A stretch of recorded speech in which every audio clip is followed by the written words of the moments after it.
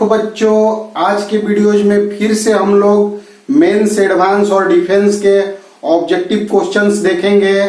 तो यह बहुत ही इंपॉर्टेंट वीडियो है, अपने सीनियर विद्यार्थियों को भी शेयर कर देना है।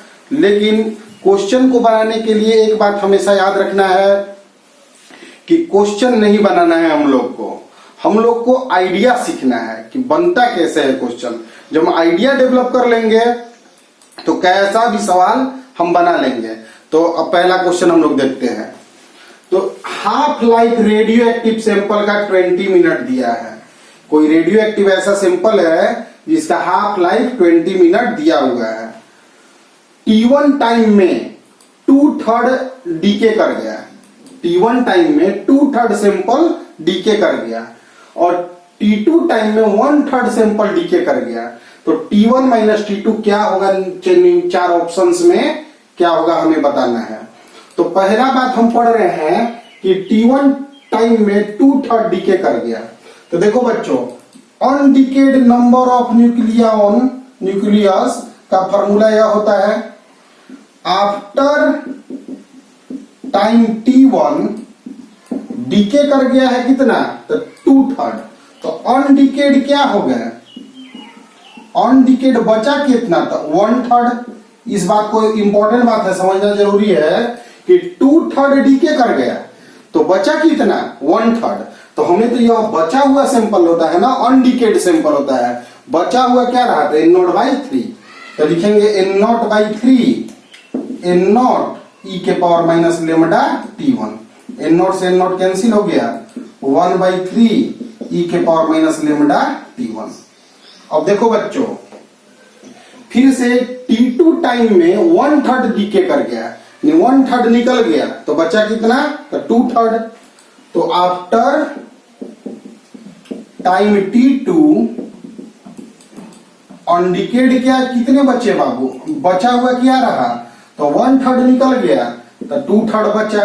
कितना लिख देंगे, तो फॉर्मूला तो हम जानते ही हैं, nt n0 e के पावर माइनस लेमडा t। तो 2/3 n0 e के power minus lambda t2। n0 cut गया तो आ गया यहाँ पे 2/3 e के पावर माइनस लेमडा t2। देख रहे हो बच्चों, अब यहाँ पे हम लोग दोनों को डिवाइड कर रहे हैं। नाउ हम 1/3 और 2/3 ले रहे हैं। e के power minus lambda t1 i के power minus lambda t2। 3 cancel हो गया। यहाँ पे बहुत इंपॉर्टेंट बात है कि डिवाइड ही क्यों किए। तो डिवाइड करने के लिए एक जरूरी एलिमेंट यह था बच्चों कि हमें T1 माइनस T2 चाहिए था और पावर में T1 T2 है। तो अगर पावर में T1 T2 है तो डिवाइडे से ना माइनस होगा, और प्लस में चाहिए होता तो मल्टीप्लाई करते तब ना T1 प्लस T2 आ जाता। क्योंकि बेस सेम है, दोनों का बेस सेम है, ई है, तो डिवाइड होगा तो बेस सेम अगर रहेगा तो डिवाइड में पावर माइनस होता है। देखो बाबू क्या आया, तो 1/2 e के power minus lambda T1 minus T2, यह ऊपर चल के माइनस हो गया। ठीक है बच्चों, तब यहां से माइनस नीचे लेके चले जाएंगे तो 1/2 e के power lambda T1 minus T2। तो e के power lambda T1 minus T2 बराबर 2 आ गया। अब देखो बच्चों, इसको हम लोग लिख देंगे lambda T1 minus T2 log 2। अब हम जानते हैं कि इधर से e बेस जाता है तो उधर log बन जाता है, बहुत बार बता चुके हैं बच्चों। तो यहां से लेमडा का वैल्यू तो log 2/t हाफ होता है। तो T1 माइनस T2 बराबर आ गया log 2। log 2 से log 2 कैंसिल, तो t हाफ मैंने हाफ लाइफ क्या दिया हुआ था, 20 मिनट, इसलिए T1 माइनस T2 क्या है बाबू, तो 20 मिनट।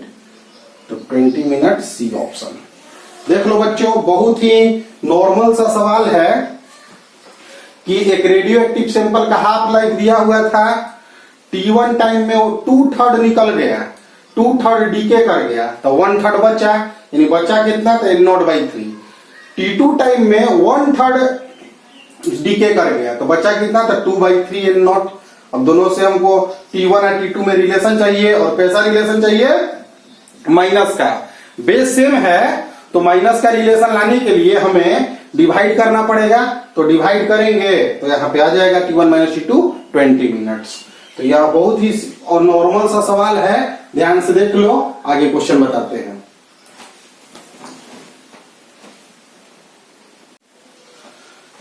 देखो बच्चों, नेक्स्ट क्वेश्चन यह है कि कॉपर 66 का 7/8 पार्ट डीके कर गया 15 मिनट में। 15 मिनट में 7/8 पार्ट डीके कर गया, तो हाफ लाइफ हमें बताना है। तो समझो बच्चों, 7/8 पार्ट डीके कर गया, तो अनडीकेड क्या बचा?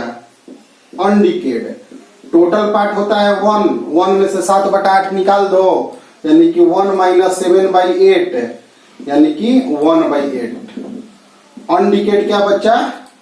1/8। मैंने शुरू में अगर n0 है तो हो गया है n0/8, और इसके लिए टाइम कितना लगा है बाबू? तो 15 मिनट। अब सोचो कि कितना टाइम के बाद, कितने हाफ लाइफ के बाद नीचे डिवाइड में 8 आता है। तो ध्यान दो, n0 t हाफ लाइफ के बाद n0/2 आता है, फिर एक हाफ लाइफ के बाद n0/4, फिर आधा हो जाता है, फिर n0/8 हो जाता है, यानी 3t टाइम के बाद n0/8 होता है। उसे भी बहुत सारे फॉर्मूले हैं हम लोग के पास, 2 के पावर n भी लिखते हैं nt टाइम। तो यहाँ 3t टाइम हो गया 15, तो t बराबर मेरा आ गया 5 मिनट। नॉर्मल सा सवाल है, लेकिन ऐसे सवाल पूछे गए हैं मेंस के क्वेश्चंस में। अब देखो बच्चों, यह बहुत ही अच्छा क्वेश्चन है। S1 एक रेडियो एक्टिव सैंपल है जिसका एक्टिविटी 5 यूनिट है। S2 का एक्टिविटी 10 यूनिट है। दोनों का एक्टिविटी दिया हुआ है। तो एक्टिविटी पहला का दिया है 5 और दूसरा का एक्टिविटी दिया हुआ है 10। तो बोल रहा है कि शुरू में S1 का नंबर ऑफ न्यूक्लियाई S2 के डबल है, यानी A1N1 जो होगा 2N2 भी दिया हुआ है। तो हाफ लाइफ क्या हो सकता है?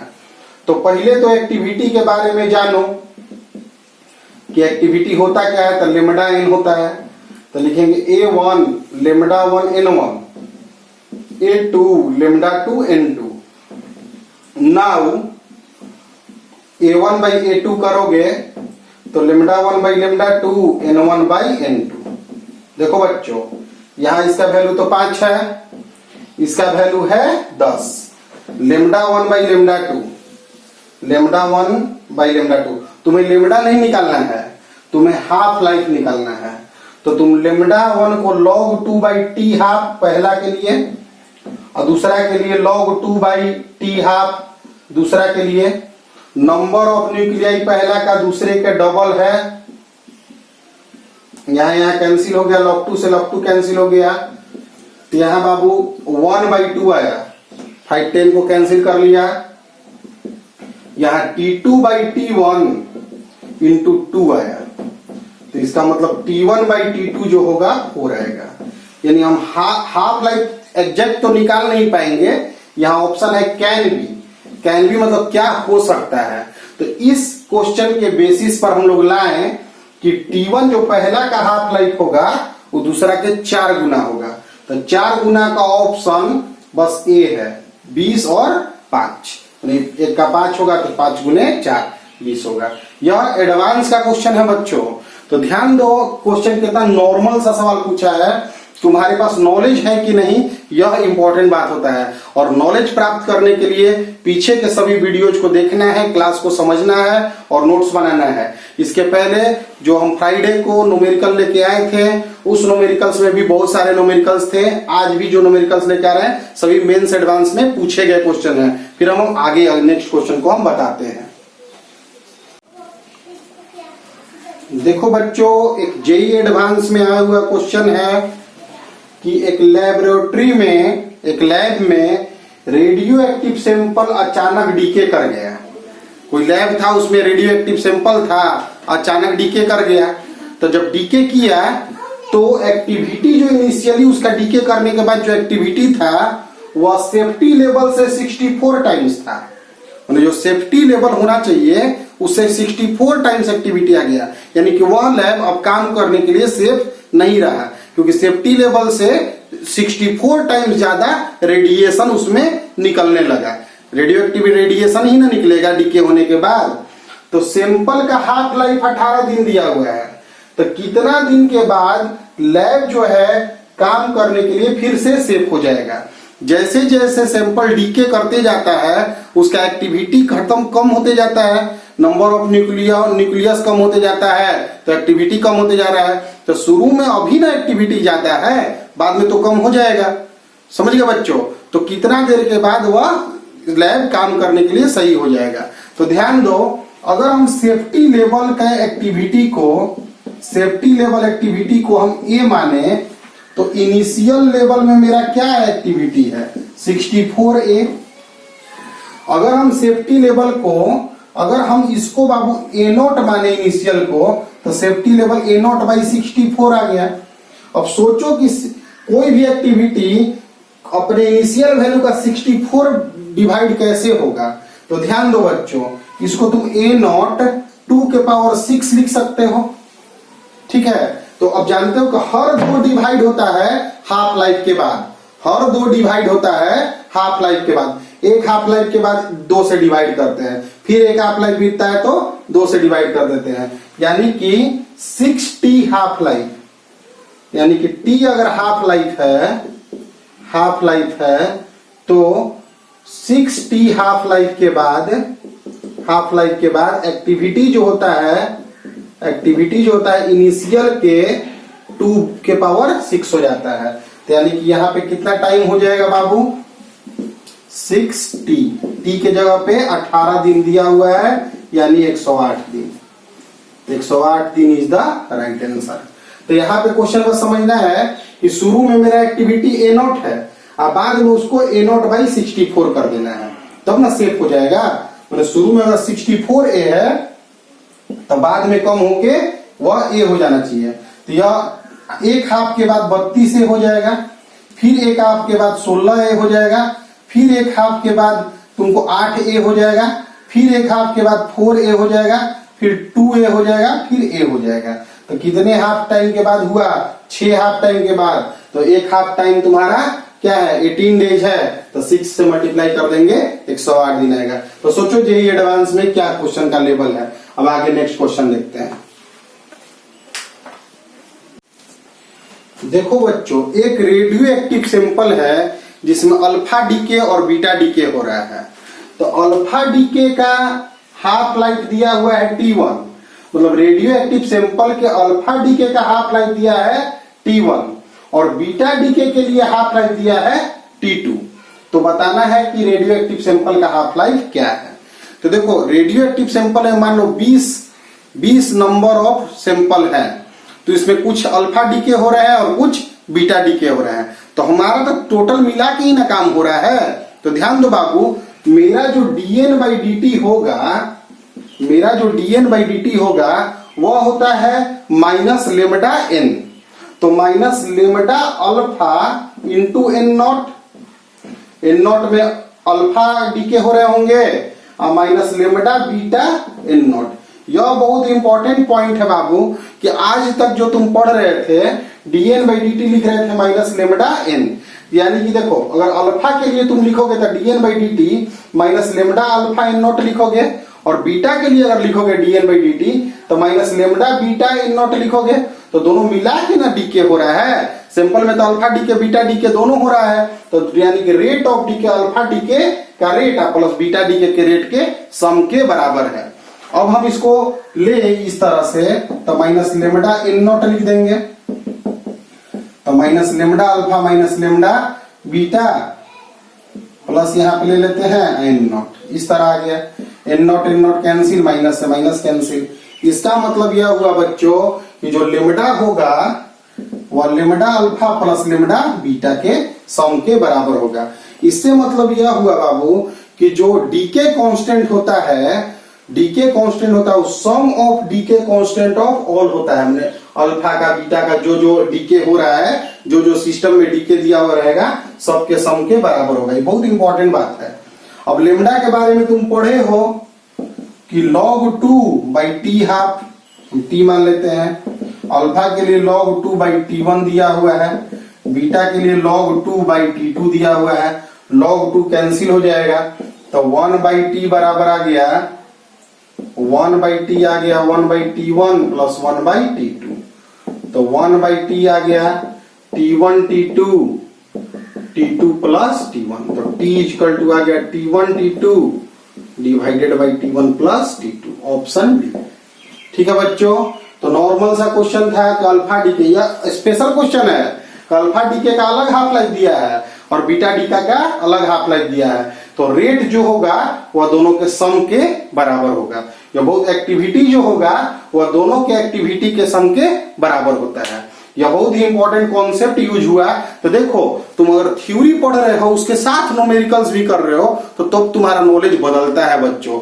इसलिए जितना भी न्यूमेरिकल्स अभी तक देखोगे तो बहुत सारे न्यूमेरिकल्स हम तुम लोग को बता दिए, चैप्टर 25 न्यूमेरिकल्स बता दिए हैं, और एनसीईआरटी में जो भी 20 न्यूमेरिकल है वो भी तुम करोगे, अदर बुक भी तुम न्यूमेरिकल कर सकते हो, HC वर्मा कर सकते हो। तो इसलिए अब आगे नेक्स्ट क्वेश्चन हम लोग जेईई एडवांस में क्या हुआ क्वेश्चन देखते हैं।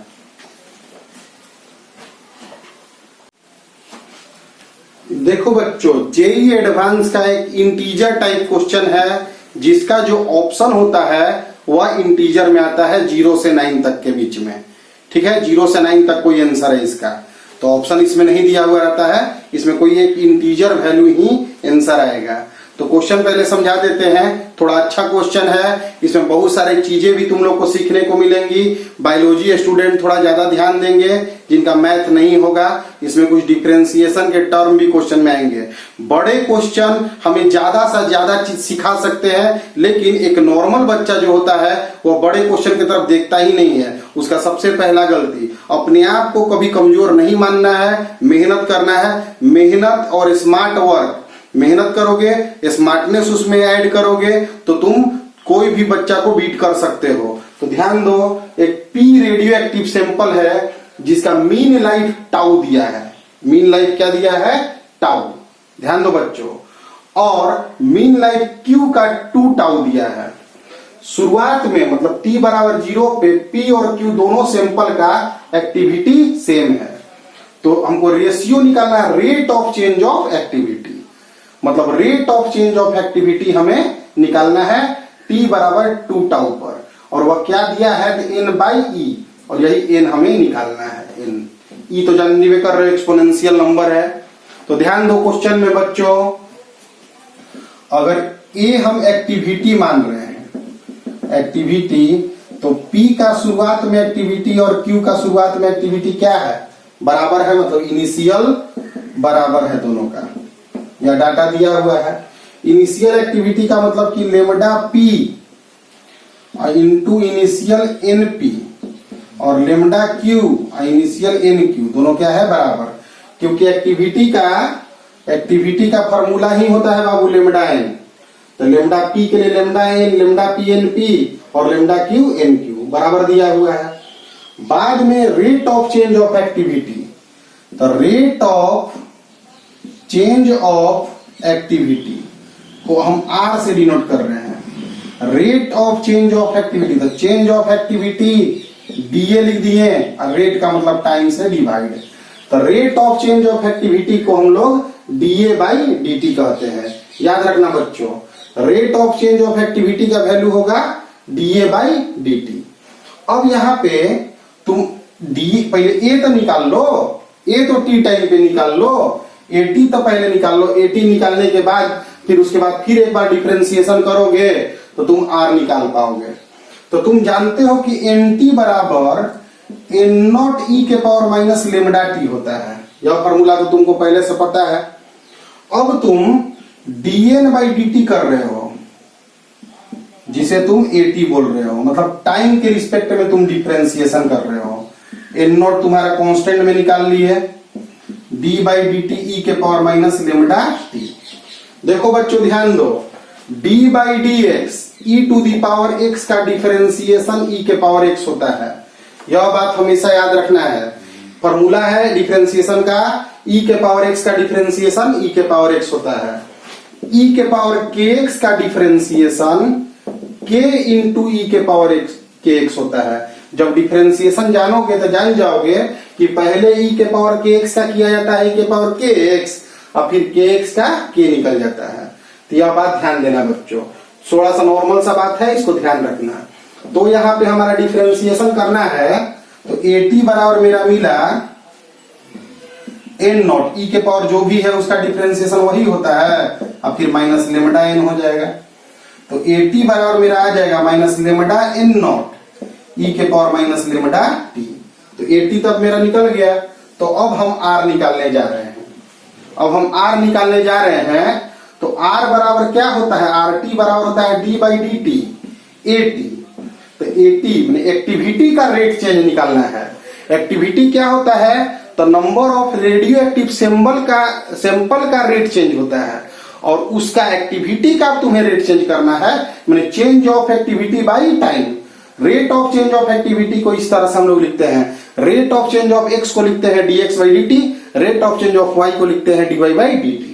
तो यहाँ पे आ गया d by dt minus lambda N naught e के power minus lambda t. Minus lambda N naught तो आगे आ जाएगा बाबू, और यहाँ पे फिर से वही माइनस लेमडा टी और फिर माइनस लेमडा। देखो ध्यान दो, ई के पावर के एक्स है, उसका डिफरेंशिएशन ई के पावर के एक्स लिख दे रहे हैं और फिर के एक्स का के लिख रहे हैं। टाइम के साथ क्या मल्टीप्लाई है, तो माइनस लेमडा, तो यहाँ माइनस लेमडा लिख रहे हैं। तो यहाँ मेरा आ गया लेमडा स्क्वायर एन नॉट, इसी तरह मत लिखो, लेमडा एन नॉट ई के पावर माइनस लेमडा टी, इस तरह मेरा आ गया। तो बच्चों ध्यान दो, हम लोग को यह तुम्हारा lambda N naught initial activity हो गया। मतलब अगर हम पी के लिए लिखें तो lambda A P, lambda N naught P के लिए इनिशियल एक्टिविटी हो गया ए पी ई के power minus lambda t, lambda P लिख दो। और क्यू के लिए लिखोगे तो lambda Q A Q e के power minus lambda Q t. अब डिवाइड हमको करना है R P by are Q. अगर हम डिवाइड करें R P by are Q तो दोनों डिवाइड करोगे तो एपी से ए क्यू कट जाएगा, क्योंकि एपी और ए क्यू बराबर है। तो यहां आ जाएगा lambda P lambda Q e के power minus lambda P t. अब लेमडा एक्चुअली है क्या, तो लेमडा जो होता है वह मीन लाइफ का रेसिप्रोकल होता है। तो लेमडा पी जो है वह 1 बाई टाउ है और यहाँ टाइम के जगह पे 2 टाउ दिया हुआ है, 2 टाउ लिख दिए। डिवाइडेड बाई क्यू का लिखेंगे तो या तो ए क्यू है, ए पी कट गया है, लेमडा क्यू यहाँ लिख दिए हैं। यहाँ ई के पावर माइनस उसका मीन लाइफ 2 टाउ दिया हुआ है। देखो बच्चों ध्यान दो, 2 टाउ लिख दिए और यहाँ पे टाइम के जगह पे 2 टाउ दिया है। टाइम की जगह क्या लिख देंगे 2 टाउ। किस टाइम पे रेट चेंज निकालना है हमको, 2 टाउ पे। और लेमडा क्या है, रेसिप्रोकल ऑफ मीन लाइफ, माने लेमडा क्या होगा, रेसिप्रोकल ऑफ मीन लाइफ लिख दिए बच्चों। तो यहाँ पे 2 टाउ से 2 टाउ कैंसिल, टाउ से टाउ कैंसिल।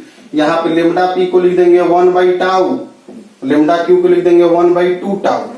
यहाँ 1 बाई ई स्क्वायर और यहाँ लिख देंगे 1 बाई ई के पावर माइनस 2 आया है तो ई के power minus 2 1 by e square. E के पावर माइनस 1 आया है तो क्या लिख देंगे 1 बाई ई। यहाँ पे ई से ई कैंसिल हो गया, टाउ से टाउ कैंसिल हो गया। तो r P by are q मेरा वैल्यू आ गया 2 बाई ई। तो मेरा जो क्वेश्चन दिया था एन बाई ई, एन की जगह क्या है बाबू 2। तो जेई एडवांस का है क्वेश्चन, इसमें बहुत सारे बच्चे बीच में छूट गए होंगे, उन बच्चों के लिए फिर से एक बार इस क्वेश्चन को हम लोग समझा रहे हैं। क्वेश्चन है कि मीन लाइफ सैंपल पी का टाउ दिया है और मीन लाइफ क्यू का 2 टाउ दिया है। मीन लाइफ देने का मतलब है कि डीके कांस्टेंट दे दिया, क्योंकि डीके कांस्टेंट 1 बाई टाउ होता है। फिर दूसरा बात है कि एक्टिविटी शुरू में सेम है, तो एक्टिविटी को अगर हम ए से डिनोट कर रहे हैं तो पी का और क्यू का इनिशियल एक्टिविटी सेम है, माने इनिशियली लेमडा पी और एन पी और लेमडा क्यू और एन क्यू बराबर है। यह कारण इसलिए बाबू की एक्टिविटी लेमडा एन के बराबर होता है। हमें निकालना है rate of change of activity का रेशियो।